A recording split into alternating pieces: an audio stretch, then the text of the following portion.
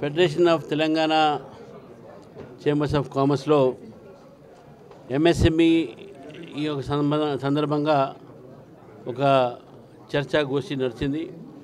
ఇందులో నన్ను ముఖ్య అతిథిగా పిలవడం జరిగింది బీజేపీ తరఫు నుంచి.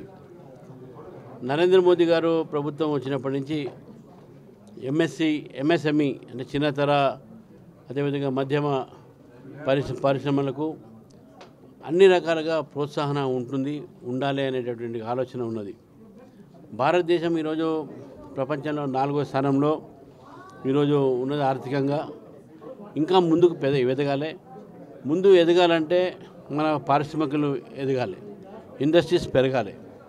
ఆ ఇండస్ట్రీస్ గ్రోత్ కోసము చిన్న ఇండస్ట్రీస్ కానీ, మీడియం ఇండస్ట్రీ కానీ, స్మాల్ ఇండస్ట్రీ కానీ వీటి కోసం ప్రభుత్వం అనేకమైనటువంటి పథకాలు తీసుకొచ్చింది, చట్టాల్లో మార్పులు తీసుకొచ్చింది.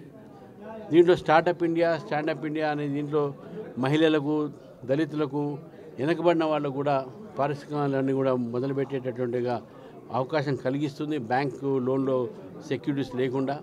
కాబట్టి ఈరోజు భారతదేశము అన్ని రంగాల్లో ముందుకు పోతుంది, పారిశ్రామిక రంగాల్లో కూడా ముందుకు పోవాలని చెప్పేసి ఆలోచనతో ఎంఎస్ఎంఈ చట్టంలో కూడా మార్పు తీసుకురావడం జరిగింది.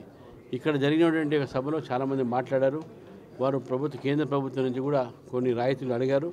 అవన్నీ విషయాలు కూడా నేను వారి యొక్క ఏవైతే ఆవేదన ఉందో దీనిపైన నేను కేంద్ర ప్రభుత్వానికి అందజేస్తానని చెప్పి తెలియజేస్తున్నాను.